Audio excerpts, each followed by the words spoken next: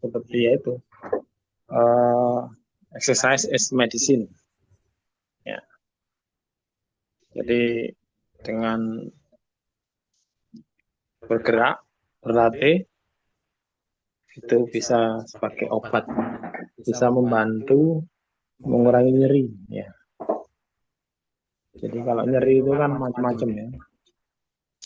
Mau menjalar, mau tajam, mau tumpul, mau menjalar,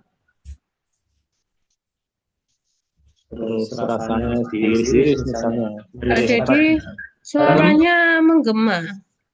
Oh, sayangnya. Nah, Feedback. mungkin pakai ini.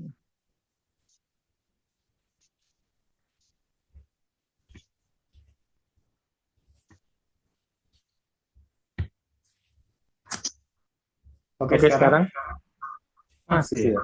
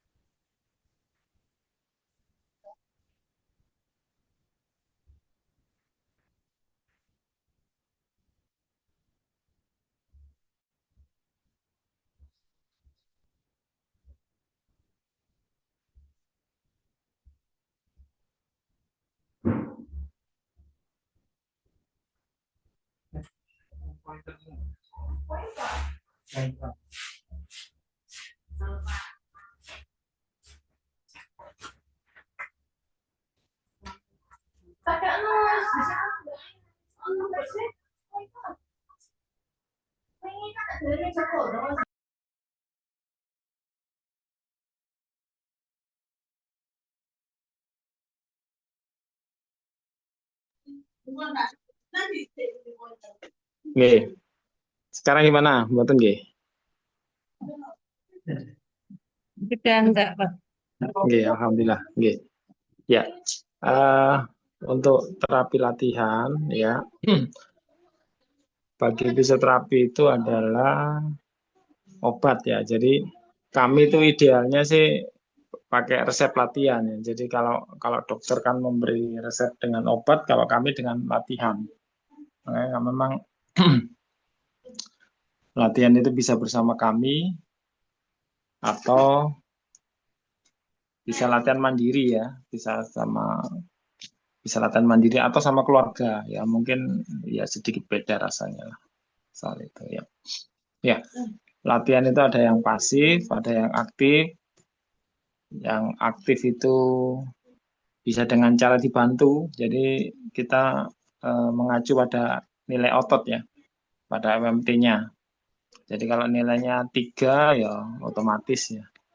Otomatis dia bisa latihan sendiri dengan melawan gravitasi. Sedangkan kalau nilainya di bawah 3 ya kita bantu atau diposisikan. Kalau nilainya di bawah 3 itu kan eh, tidak mampu melawan gravitasi. Ya. Ya karena ini kan eh, kondisinya kan latihan untuk ekstremitas ya. Jadi insya Allah sih gampang dicari ya. Jadi di Facebook atau Reel itu postingan beberapa fisioterapi di dunia itu sudah banyak banyak melakukan eh, apa, upload kegiatan ya. Jadi nanti saya kasihkan contoh beberapa contoh yang sumber atau salah satu fisioterapi yang sudah melakukan hal itu. Ya. Memang di Indonesia sih kita masih follower ya. Jadi sebenarnya ilmu itu sudah ada ya. Jadi saya memperhatikan itu. Cuman karena kita teknologinya kalah sehingga kita untuk tampil ke depan atau skala internasional dengan adanya medsos sekarang ini ya kita itu eh, malu atau apa takut ya. Tapi di samping itu memang kalau kalau yang mereka upload itu rata-rata butuh kamera ya, butuh kamera yang banyak sehingga tampilan mereka itu bagus. Jadi gampang ditiru. Nanti silahkan bisa dilakukan. Artinya kembali lagi bahwa eh, intervensi yang jenengan lakukan itu eh, akan lebih lengkap kalau disertai dengan latihan ya. Latihan-latihan yang sederhana itu latihan-latihan yang bisa dilakukan sendiri itu akan lebih bermakna daripada kita melakukan misalnya kayak dokter ya, mohon maaf dokter misalnya dia nyeri lutut misalnya, nyeri lutut ya udah dikasih obat selesai. Kemudian dokter hanya menyarankan nanti latihan, gitu kan. Latihan yang sederhana misalnya, oh ini luruskan lututnya atau yang benar. Jadi ketika berhubungan dengan eh, gangguan fisik ya, profesi apapun ya akan merujuk ke latihan ya. Latihannya nanti bisa dilihat di Google misalnya seperti itu. Ya, kalau ini ya jadi kalau latihan itu ada aktif, ada pasif ya. Kalau aktif dilakukan sendiri, eh, aktif itu ada tiga, aktif movement, kemudian aktif assisted,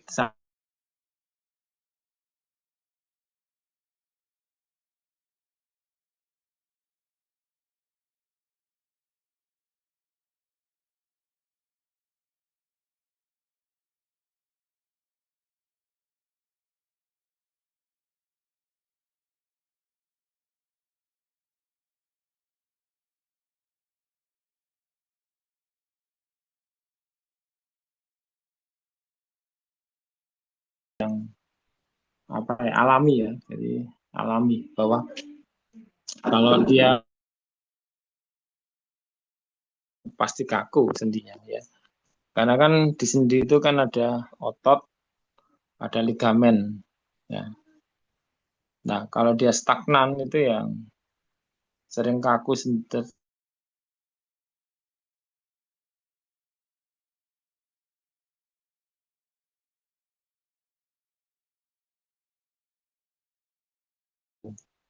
Jadi yang cepat sekali mengalami kekakuan itu ya kapsul ligamen ya. Jadi pembungkus sendinya.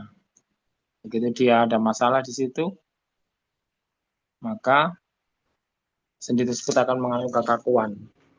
Ya, kenapa hal itu terjadi? Karena di ligamen itu sedikit sekali pembuluh darah ya. Jadi nutrisi untuk ligamen itu sedikit. Ligamen, tendon, otot itu nutrisinya sedikit.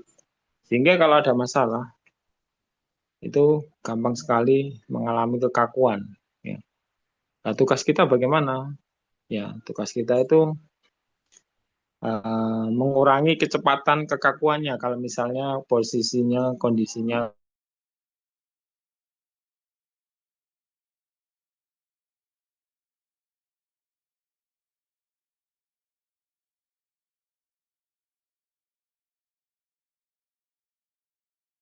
sifat otot sehat ya, otot yang sehat itu dengan tidur pun itu otot itu bergerak ya. Jadi jadi kita tahu bahwa tubuh kita itu ada dua kelistrikan, satunya di jantung dan satunya di saraf. Nah, saraf itu dia selalu ada namanya polarisasi dan depolarisasi. Jadi ada natrium, kalium, sama klorida itu selalu berubah ya. Jadi tekanannya itu negatif. Jadi eh, kalium di luar, natrium di dalam, gantian seperti itu. Diseimbangkan dengan klorida. Terus kemudian apa? Sinapsis hubungan antara neuromuscular junction, jadi neuro sama muskular, ya itu terjadi gerakan terus. Itu yang normal ya, normal. Tapi ketika ada masalah, jadi misalnya orang stroke gitu kan, otomatis ada gangguan sarafnya. Jadi gampangannya setrumnya itu kurang. Kalau setrumnya kurang, otot yang biasanya bergerak optimal menjadi minimal. Dan dia akan, kalau minimal terus, maka ototnya itu juga akan mengalami kekakuan. Ya, jadi hal-hal seperti itu. Ya. Yang bisa kita lakukan ya udah, lakukan gerakan pasif. Sebaik-baiknya memang aktif ya, tapi kalau nggak bisa karena kerusakannya sehingga dia hanya mampu dibantu orang lain ya nggak masalah. Jadi kita punya tujuan yang lain. Misalnya ya orang-orang dengan tira baring lama kan risikonya itu adalah pneumonia misalnya. Yang bisa kita lakukan ya miring kiri, miring kanan misalnya seperti itu. Ya, miring kiri, miring kanan itu otot perutnya akan bekerja. Ya, kalau otot perutnya bekerja ya itu akan membantu batuk misalnya ya. Orang batuk itu dibutuhkan otot perut. Ya, otot perut yang bagus itu akan bisa batuk. Ya, ya memang ada otot batuk juga ya. Latissimus dorsi itu otot batuk juga. Tapi utamanya itu adalah otot batuk itu otot perut. Ketika otot perutnya lemah, maka batuknya juga kurang. Ya. Jadi memang otot batuk itu yang sering disebut otot batuk itu latissimus dorsi. Jadi latissimus dorsi itu salah satu otot yang paling lebar ya. Dia menempel di ini di humerus ya sama di ini mulai dari torakal sampai lumbal ya. Jadi lebar dia latissimus dorsi. Nah, nah, itu kan perlu distimulasi ya ketika dia lemah maka harus ada stimulasi dengan bergerak ya. Dengan bergerak itu harapannya ada stimulasi ya otot perutnya. Ya, otot perut ada yang rectus abdominis, ada yang obliquus abdominis atau transversal abdominis. Yaitu hal-hal seperti itu harus distimulasi, dimiringkan kiri, miring kanan. Nah, kemudian itu yang tidak langsung. Secara langsungnya mungkin di parunya juga terjadi gerakan dari eh, slamnya itu. Jadi kalau slamnya diem, maka rawan sekali terjadi pneumonia. Ya, pneumonia. Ya. Makanya mohon teman-teman tidak usah segan-segan untuk menyampaikan ke kliennya bahwa di samping akupuntur ya harus bergerak atau berlatih ya. Nah, eh, secara umum ya tujuannya ya memelihara elastisitas ya. Jadi otot yang baik itu ya memang molor ya. Terus kemudian mampu berkontraksi ya. Jadi memendek, memanjang. Kontraksi itu ada memendek atau memanjang ya. Nah, otomatis dengan gerakan itu akan memberi rangsangan eh, sensori ya. Jadi ada gerakan memberi rangsangan ke otak. Oh ini ada uh, ototnya terjaga gitu ya. Artinya aware ya. Tubuh kita itu masih aware ya. Ya. Menghasilkan stimulus pada tulang dan sendi ya jelas ya. Sekarang semuanya lagi mengeksplor latihan beban ya. Jadi sekarang semuanya sedikit berubah. Jadi paradigma latihan berubah sekarang. Kalau dulu cukup jalan, sekarang harus pakai beban ya. Jadi ada beberapa medsos itu yang upload kegiatan bahwa latihan beban itu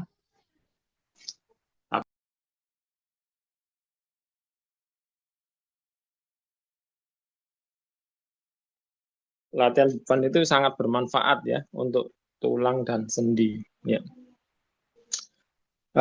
Meningkatkan sirkulasi ya jelas ya. Jadi dengan bergerak itu ya akan membantu meningkatkan sirkulasi ya, sirkulasi lokal ya. Dan kalau sirkulasi lokal karena ada penelitian bahwa jalan sehari 7.000 langkah itu mampu menurunkan risiko penyakit kardiovaskuler sampai 70% ya. Memang tidak menghilangkan tetapi mampu mengurangi itu ada salah satu jurnal itu yang menyampaikan bahwa eh, jalannya sehari ini 7.000 langkah. Kalau dulu itu jalan itu harus kecepatan 5 km per jam untuk bisa mencapainya itu. Mencapai apa? penurunan tensi. Ternyata sekarang berubah bahwa cukup sehari 7.000 langkah. Jadi 7.000 langkah ya setara dengan hampir 7.000 meter ya. Ya, membangun koordinasi, kemampuan otot untuk kegiatan fungsional, artinya ya ini ada apa? Mungkin untuk orang-orang yang olahragawan yang terlatih itu tentunya tetap tidak akan lupa gerakan untuk penguatannya. Jadi mereka yang atlet-atlet yang amatir atau yang profesional itu latihan beban itu pentingnya. Ya, ini adalah beberapa contoh. Ya. Beberapa contoh latihan ini gerakan pasif ya. Ya ini ya saya kira nggak begitu anu sih. Ya ini contoh-contoh gerakan aja. Ya. Contoh-contoh gerakan.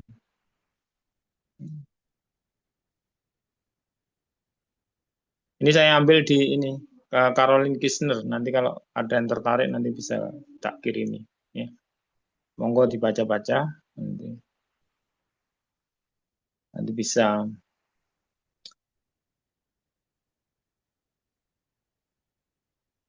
Ya, kembali lagi bahwa kami di rumah sakit itu ada salah satu bagian yang harus dipenuhi ya untuk melengkapi standar akreditasi, yaitu tentang edukasi ke pasien ya.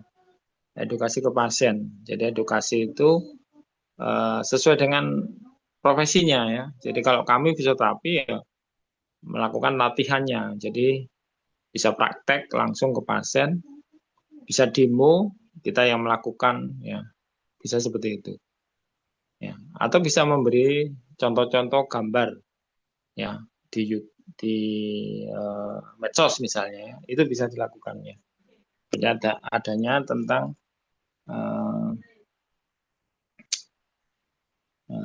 edukasi ya, edukasi tentang latihan. Ya, ini beberapa latihannya.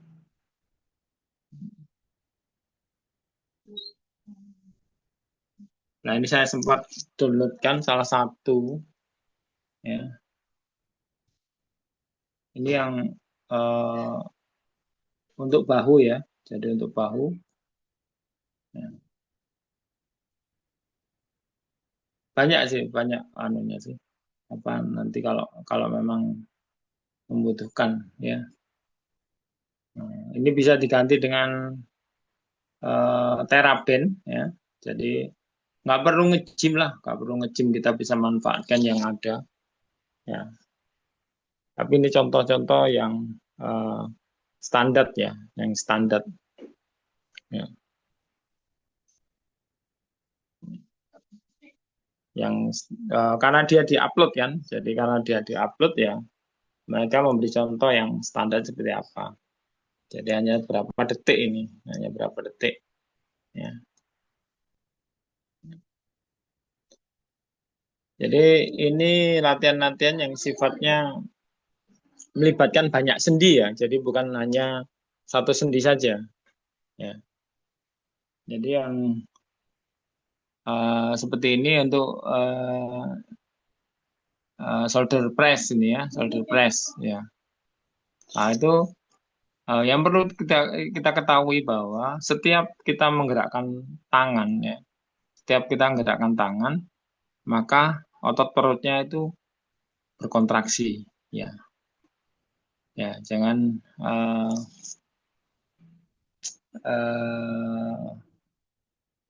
jadi tubuh kita itu kan kompleks ya. Jadi artinya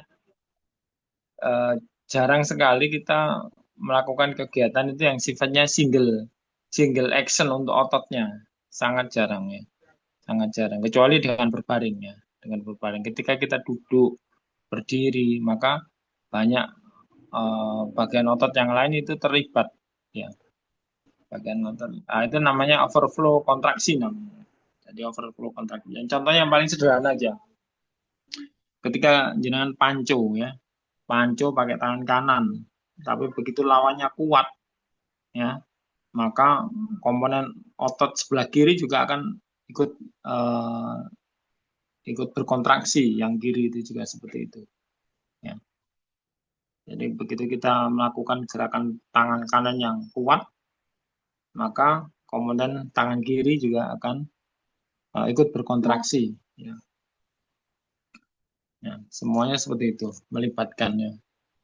Nah, ini yang untuk dengan kettlebell itu ya, jangan berbaring. Ini juga sangat membantu untuk otot perutnya. Tapi di sini dia hanya menonjolkan sebagai latihan bahu ya, hanya sebagai latihan bahu. Padahal dengan posisi-posisi ini, posisi posisi berdiri ya, itu kembali lagi dia akan melibatkan banyak otot ya, melibatkan banyak otot. Atau istilahnya kalau kami itu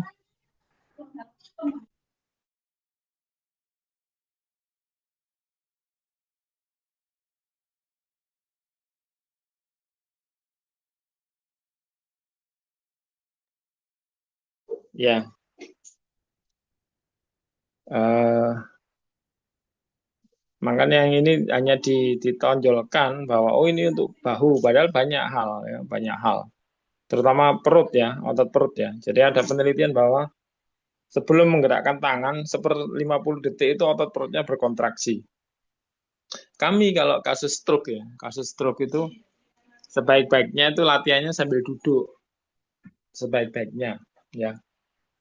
Jangan dengan berbaring. Kalau berbaring otot perutnya tidak berkontraksi atau minimal sekali berkontraksi. Tapi ketika duduk maka otot perutnya itu akan berkontraksi. Dengan cara apa? Dia kontraksi ini memanjang. Kenapa? Dia harus duduknya tegak. Nah, baru duduknya tegak, baru kita mainkan tangannya misalnya. Ya, jadi seperti itu. Itu adalah variasi-variasi latihan ya. Kalau ini kan untuk eh, kasus orang sehat ya. Jadi orang-orang sehat tidak ada gangguan neurologis maksud saya. Ini hanya murni melatih otot aja ya. Terus kemudian yang video kedua itu ini untuk menguatkan otot quadriceps ya. Jadi untuk kasus-kasus OA lutut, itu sangat bagus itu dilakukan namanya wall squat ya. Maka wall squat itu bisa. Pakai wall squat ya. Cuman ini dikombinasikan dengan ini ya, dengan beban. Jadi otot aduktornya itu dilatih juga sekalian ya. Jadi itu. Jadi ketika wall squat itu dia melatih untuk otot paha depan.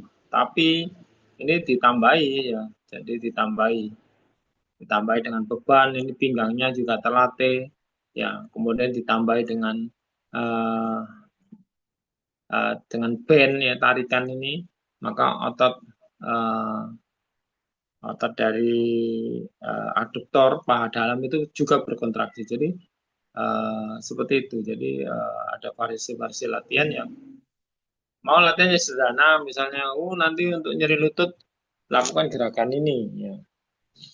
Ya, tapi kembali lagi bahwa memang kita punya, punya koridor ya. Artinya apa? Ketika ada nyeri, maka kita tidak diizinkan untuk latihan pembebanan, ya. Jadi itu yang perlu diketahui bersama ya. Kalau ada nyeri, itu tidak dilakukan pembebanan. Contohnya, misalnya ini nyeri lutut ya. Nyeri lutut itu pembebanannya itu kan loading ya, axial loading. Jadi dari atas ke bawah. Makanya kalau nyeri lutut itu tidak disarankan untuk squat ya. Nah, seperti ini. Tidak disarankan seperti ini. Tapi dengan quadriceps bench. Quadriceps bench itu posisi duduk terus dikasih beban di ujung sininya ya. Pakai itu. Tapi kalau nyerinya berkurang, lakukan squat semacam ini. Ya. Ini memang betul-betul dilakukan ya. Jadi bagaimana ini seorang fisioterapis ini dia. Ya, jadi ini gambaran ini kan. Jadi monggo banyak kok yang kalau saya sih real ya. Jadi maksudnya itu saya nggak tahu itu real itu seperti apa. Cuman saya di Facebook itu ada muncul real itu ya. Terus tak ambil gambarnya, oh ini cocok buat meningkatkan kemampuan saya untuk menambah kemampuan saya itu tak ambil, kemudian tak simpen di WA atau saya download. Ini saya download dulu. Kalau enggak ya muncul anunya. Ya. Jadi memberi contoh. Jadi kita itu nanti begitu berhubungan dengan pasien, kita harus punya contoh. Latihannya seperti apa gitu ya. Jadi mohon menyediakan waktu untuk apa? Mengedukasi pasien-pasien kita bahwa eh,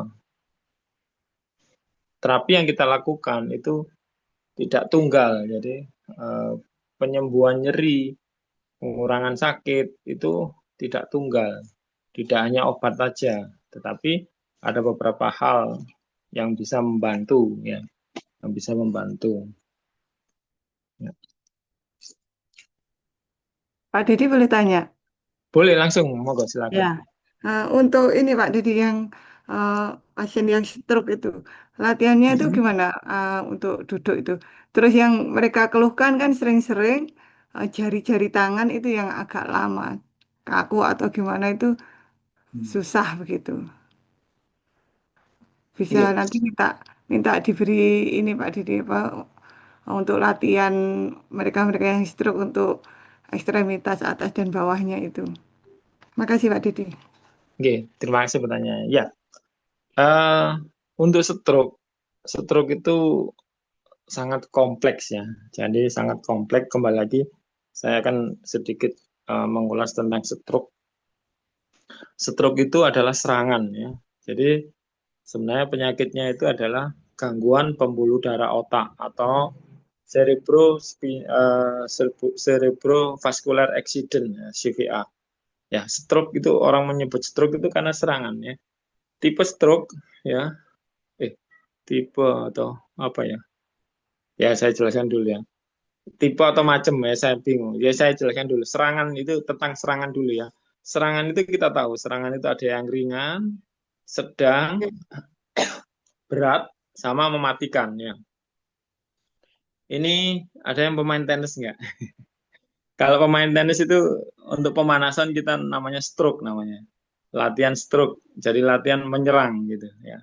Jadi ada yang ringan, sedang, berat, mematikan. Ketika kita ketemu sama mereka yang ringan, yang ringan itu wis suruh latihan sendiri kan itu bisa jalan ya. Serangan ringan itu uh, terus kemudian yang sedang itu dia lumpuh ya. Oh, yang ringan ya. Contohnya yang ringan. Yang ringan itu ada namanya TIA. TIA itu transient ischemic attack ya. Jadi lewat aja serangannya. Dia akan sembuh dalam waktu 2 kali 24 jam itu sembuh total dia ya. Kemudian yang RIND reversible bisa kembali infak neurodevelopment. Jadi artinya infak yang bisa pulih kembali. Itu paling enggak 2 sampai 3 bulan ya. Kemudian yang residual stroke. Jadi residual stroke itu mereka yang sudah lebih dari 3 bulan itu meninggalkan gejala sisa, jadi jalannya munting segala macam itu. Ya.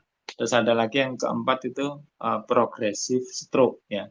Progressive stroke uh, itu adalah stroke yang mengalami kelemahan yang terus menerus. Jadi secara umum stroke itu berhenti ya, serangannya itu berhenti. Jadi ketika ada sumbatan, kalau ditolong ya, kita bicara normal ya, bukan sesuatu yang ekstrim. Jadi ketika orang kena serangan stroke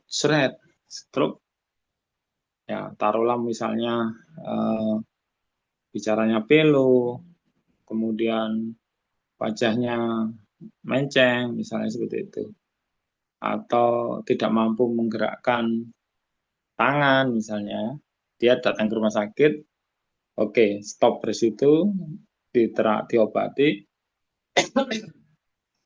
Ya, itu kita bicara normal, itu bisa sembuh. Nah, atau saat itu juga bisa kaku misalnya. Jadi kalau kalau dia sembuh saat itu misalnya 2 kali 24 jam sembuh itu termasuk stroke ringan atau TIA. Kemudian dia eh, masih ada misalnya kelemahan, masih ada kelemahan, ngangkat kaki bisa, jalan bisa tapi tangannya nggak bisa bergerak. Ya, kemungkinan dia masuk RIND. Ya, jadi dia masih ada harapan. Mungkin nanti 2-3 bulan bisa lebih baik lagi. Namanya golden period. Terus ada lagi serangan datang itu sudah lumpuh semuanya, gitu loh.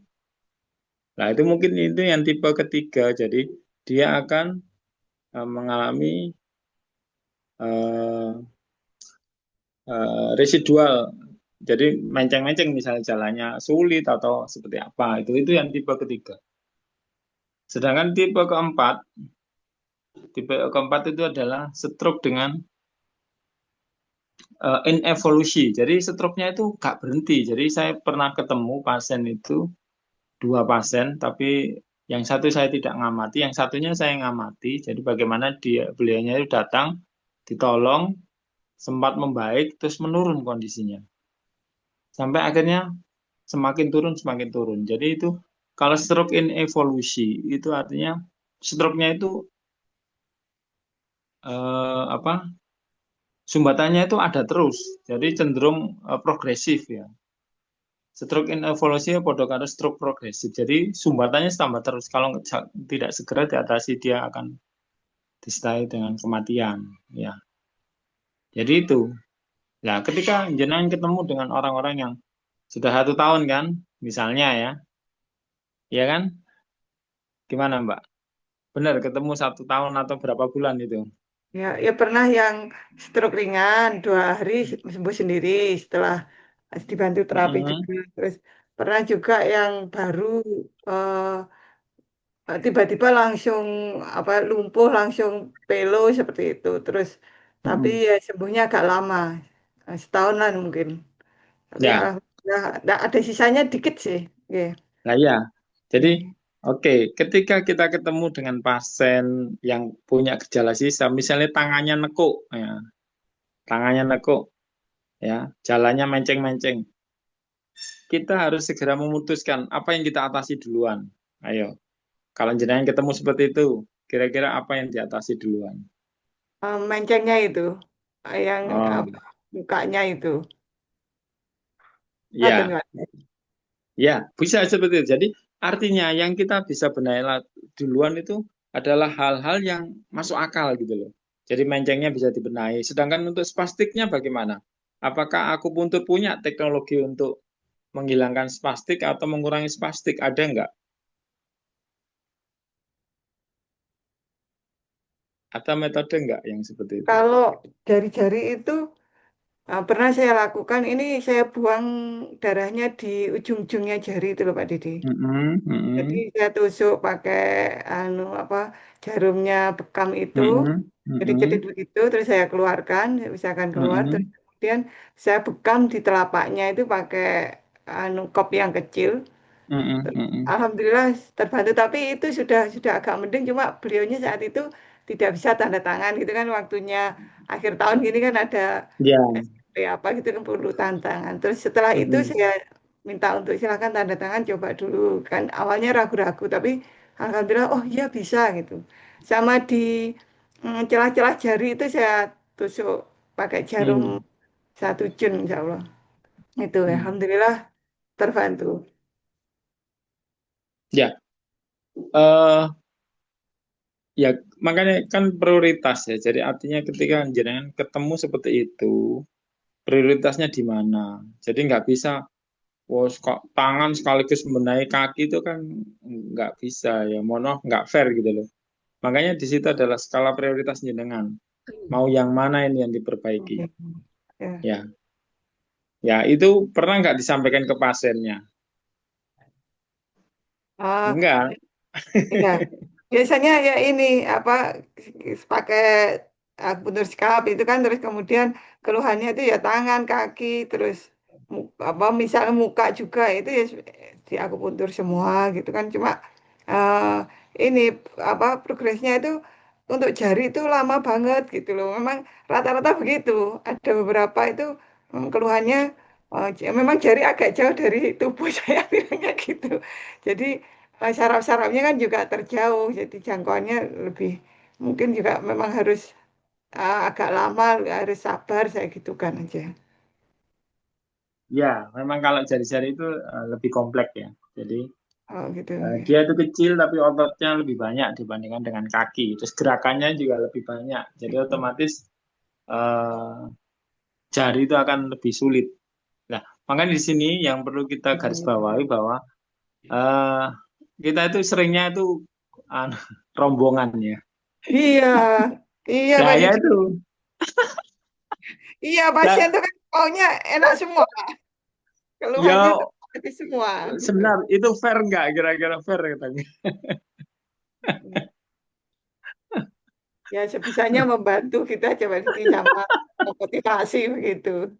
Ya, ya itulah makanya kan makanya kita kembali lagi bahwa tujuan kita mana dulu. Jadi bisa juga sekarang tangannya, besok kakinya atau semacam itu. Tapi kalau misalnya hari ini semuanya juga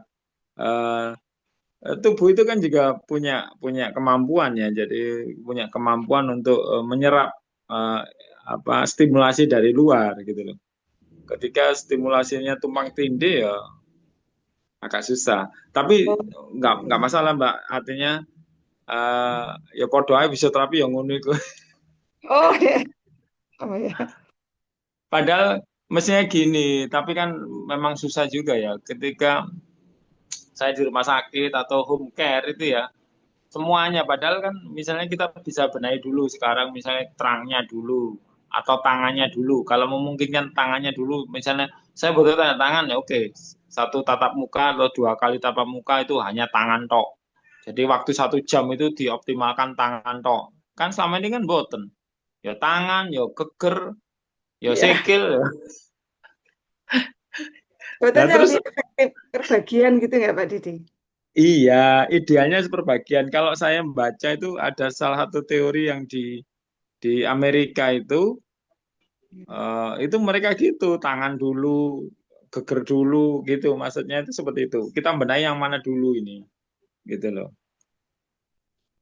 Ya. Dan itu diomongkan di depan. Kalau kita ngomong di depan ya malah kita ditinggal sama pasien kita. Mosok terapi tangan karo sikil saiki tangan tok, meneh sikil tok iki opo. Ya memang beda ya. Kalau di Indonesia beda ya. Jadi kalau yang saya tahu dari dosen saya itu, kalau yang di Amerika itu mereka ngomong masalahmu ini. Sekarang yang tak benahi hari ini adalah tangan tok. Terus setelah 2 3 kali baru sikil tok gitu. Mereka modelnya gitu. Ya kita kan nggak mungkin. Nah, kita seperti itu ditinggal pasien. Ya. Nggih, Terima yang kasih penting Pak. gitu ya. Jangan bisa prioritasnya yang mana dulu ya. Iya, iya. Yang dibenahi yang mana dulu. Anu. Terima kasih Pak Didi. Nggih, sama-sama. Monggo nanti langsung diskusinya lanjut aja dipotong nggak apa ya.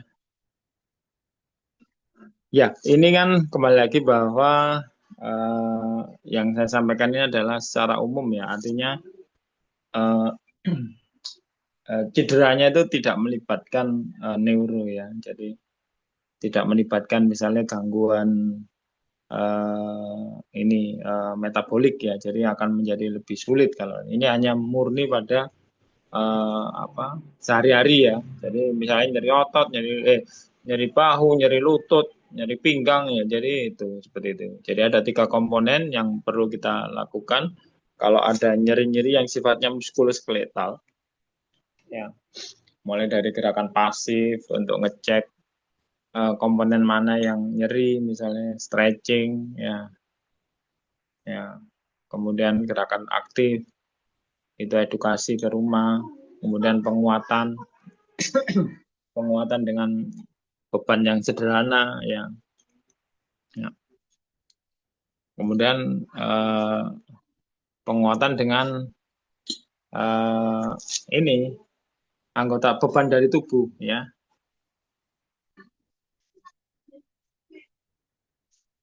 Jadi kalau latihan dengan tubuh kan ada ya.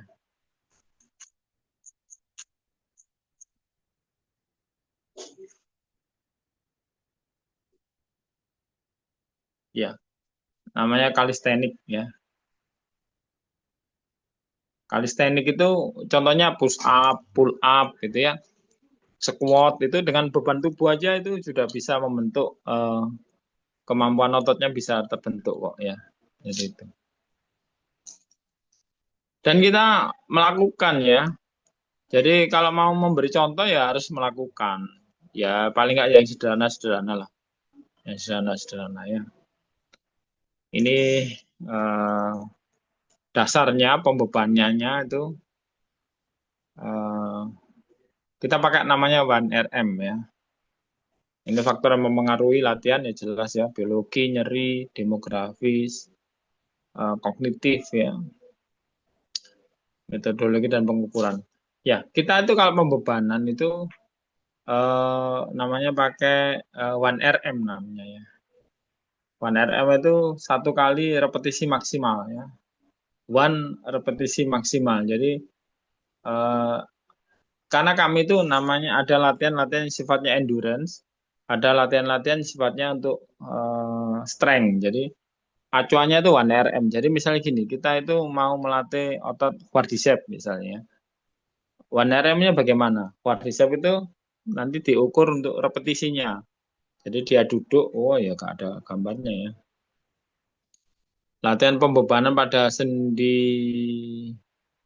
lutut, bebannya di kaki, bebannya nanti dihitung. Jadi saya langsung ke sini aja. Ini ya. Jadi sebenarnya sih kalau 1RM ini sulit tercapai, tapi kita bisa menghitungnya ya. Yang sering kita lakukan ini ya, namanya ini dia segitiga Holton ya. Jadi ketika misalnya gini, dia nyeri lutut, kemudian kita kasih beban 5 kilogram ya. 5 kilogram dia mampu mengulang 11 kali. Berarti dia mampu mencapai 80% dari 1RM ya. Nah, itu cukup nggak misalnya? Oh cukup ya udah diulang-ulang aja. Karena apa? Untuk target latihan itu 80%. Ya. Target latihan itu 70 sampai 80%. Ya. Ya. Tapi misalnya gini, dia itu bebannya 5 kilo, sorry, kebesaran nggak 5 kilo. Dia itu bebannya di kaki 3 kilo. Dia apa namanya? Mampu mengulang misalnya 15 kali, oh ini 70%. Ya udah, nggak apa-apa itu dipertahankan terus.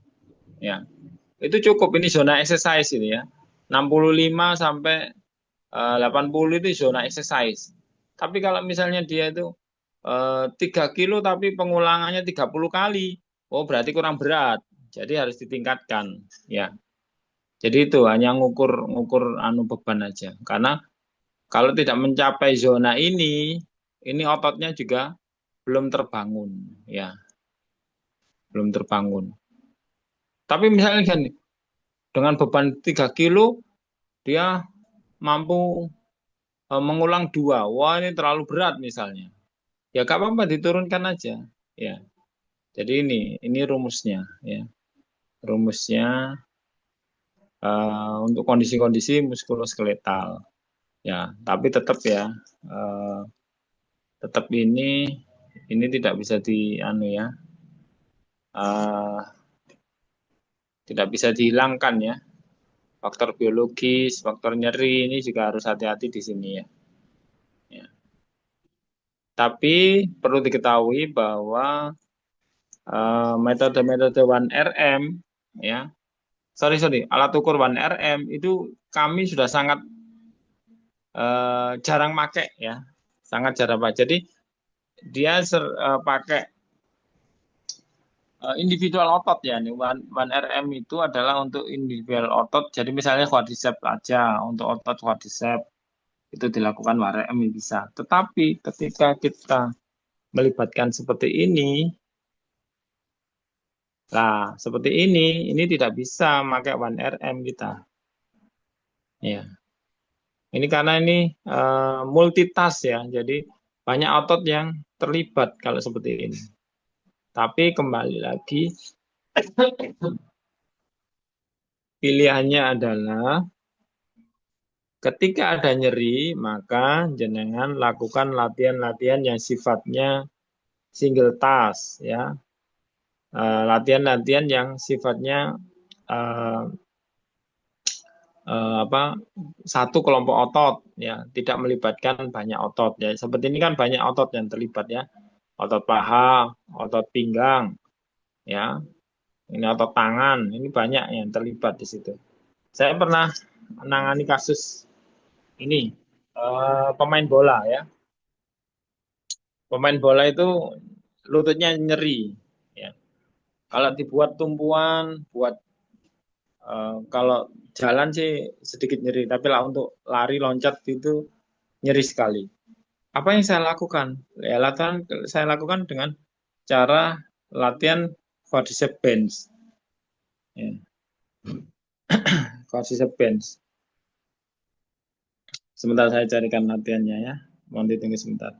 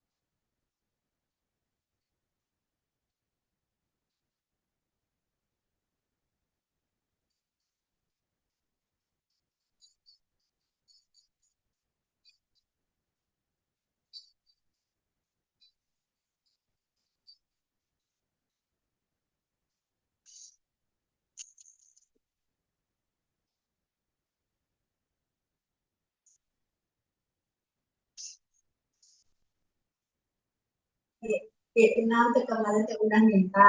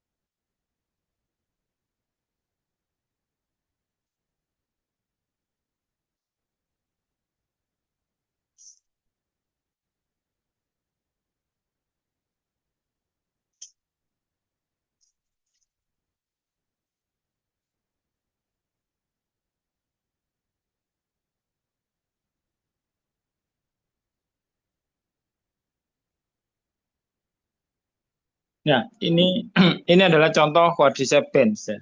Jadi ketika nyeri lutut kita bisa lakukan seperti ini. Ya. Kalau nyerinya berkurang ya sebaik-baiknya ya pakai anu sih, pakai apa? Pakai ini, pakai squat ya. Jadi kita eh, untuk kami fisioterapi seringnya ya pakai yang ini ya, pakai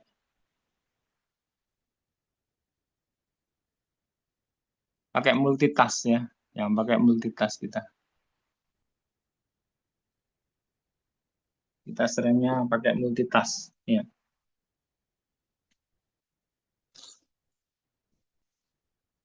Eh ya ini teman-teman kalau biasa di medsos itu ya boleh nanti. Jadi lihat-lihat anu apa biar punya gambaran ya. Jadi kembali lagi intervensi kita itu kan tidak tunggal ya. Jadi perlu diimbangi dengan beberapa variasi yang membuat pasiennya itu senang ya. Nggak usah takut, rezeki itu sudah ada yang ngatur kok, nggak usah khawatir ya. Jadi semakin kita eh, berarti bagi mereka itu akan memberikan getok tular kepada yang lain ya. Ya, Pak Didi. Nggih. Ya. Sampai di sini ada yang perlu dikomunikasikan?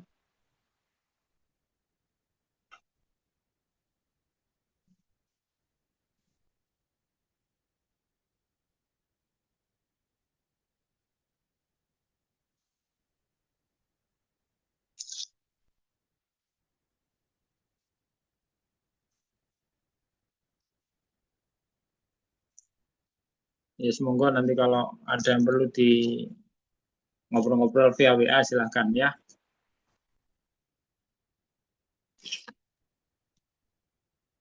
Ya, Pak. Nggih. Ada yang perlu dikomunikasikan? Ada Pak Didi. Nggih. Jika tidak ada kegiatan belajar mengajar pada siang hari ini cukup ya. Terima kasih atas perhatiannya. Mohon maaf atas segala kekurangan. Semoga tetap sehat ya. Ini di tahun 2026 yang masih tidak ada kepastian ya. Dari segi ekonomi ya masih jadi kita tidak lupa tetap membaca situasi ya, membaca situasi terutama di bidang ekonomi. Kenapa ya? Karena itu yang membuat kita lebih hidup ya. Jadi membuat kita itu lebih bersemangat ya. Jadi tetap membaca situasi politik di Indonesia, tidak usah berkomentar yang jelek-jelek, wis dibatin aja ya, atau Oke. didoakan. Siap, Semoga siap. menjadi lebih baik. Oke. Nggih, sekali lagi Nanti terima praktikum kasih. kita ketemu Pak Didi. Insya Dalam? Allah nih. Praktikum Kita kita ketemu bisa praktikum Pak ketemu. Dedi. Oh iya, tanggal 9 ya? Ya. Ya, Pak. Ya. Ya, habis Nah, Jumatan ya.